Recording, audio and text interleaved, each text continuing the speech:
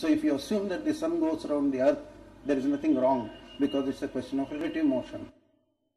The Vedas give amazing information about the sun. Do you know what energy runs the sun? Is it nuclear fusion? Is it volcanic energy? The Vedas say it is water. Yes, water. The sun evaporates water from all over the creation and uses it as fuel, just as lightning uses moisture. Modern science knows that sunlight contains many types of rays, such as ultraviolet, infrared, gamma rays, X-rays, etc. The Vedas describe that sunlight contains 100,000 different types of rays, each possessing specific subtle properties. Just as in a house, electricity regulates coolness, heat, light, sound, etc., so the sun's rays control heat and cold, day and night, summer and winter, darkness and light throughout the universe. The Vedic geocentric model explains how the sun moves around the pole star situated vertically above Earth's north pole. As the sun goes around the Earth globe, we experience day and night. The stationary Earth, unlike the pole star, does not revolve on its own axis, though it is slightly tilted toward the pole star. During summer in the northern hemisphere, the North Pole experiences 6 months of daylight. Conversely, during summer in the southern hemisphere, the South Pole experiences 6 months of daylight. These 6-month periods correspond to a day and night for the demigods living in the heavenly planetary system. Vedic cosmology accounts for this phenomena by the vertical motion of the sun, technically called Uttarayana and Dakshinayana. The sun moves upward on an incline for half a year, and then downward for the next half.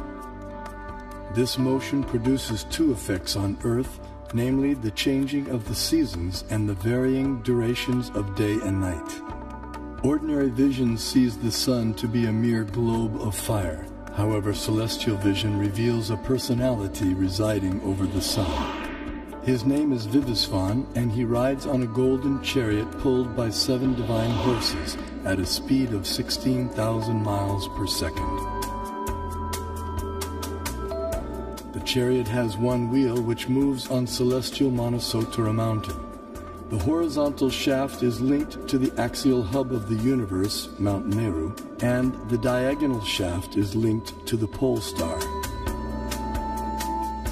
With each circular path, the wheel gradually moves laterally inward for 6 months and then outward for 6 months.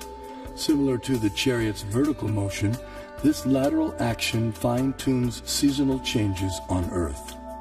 When the orbital motion of the sun is viewed from above, its illumination is seen to extend out to half of the greater Earth plane.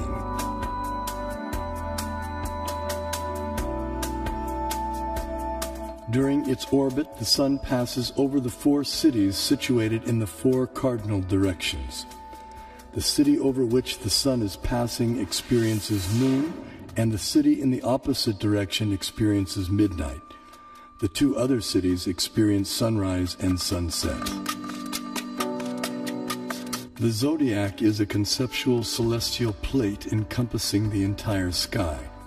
Like the face of a clock, the zodiac is divided into 12 divisions of 30 degrees each, called signs of the zodiac, or rashis. Each named according to the constellation of stars residing within them. These signs serve as a set of reference markers for measuring the movements of the moon, sun, and the planets.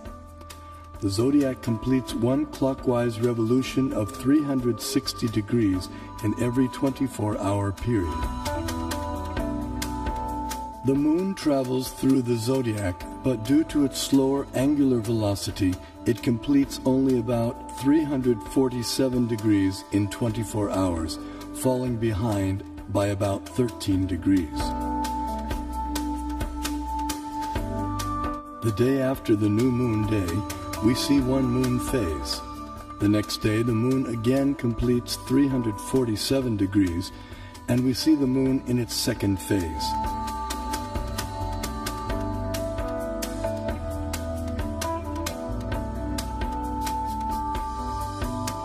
In this way, the moon appears to travel in the opposite direction through the zodiac.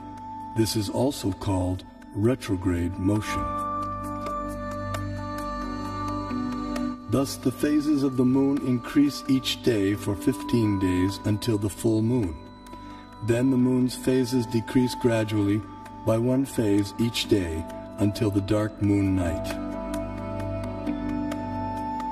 The Srimad Bhagavatam describes the vertical positions of the planetary orbits. First above the earth plane is the sun at a height of 0.8 million miles.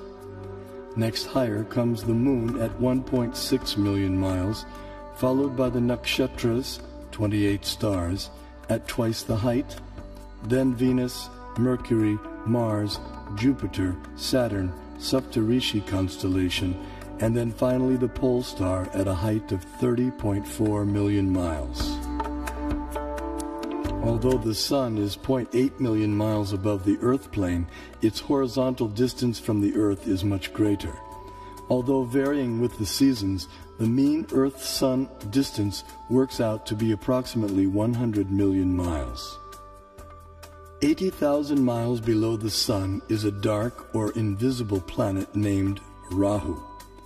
When this planet comes between Earth and the Sun on the new moon day, or Amavasya, while the moon is in the same conjunction or straight line, a solar eclipse takes place.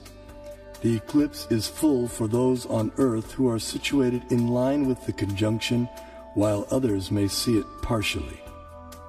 Similarly, when Rahu comes between the Earth and the moon on the full moon day, or Purnima, while the Sun is in the same conjunction, a lunar eclipse takes place. This is seen by anyone on Earth who can see the moon. The eclipse is either full or partial depending on the movement of Rahu.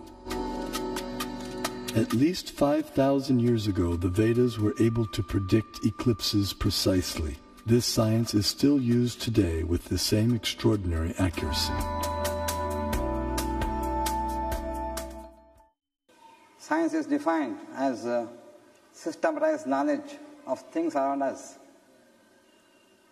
So if we prove that Vedic cosmology is systematized knowledge, that would prove, in other words, scientific nature of Vedic cosmology. Modern cosmic science is only a few centuries old, whereas our Vedic cosmology is several thousands of years old. So the modern science certainly cannot be a base for ancient Vedic cosmology.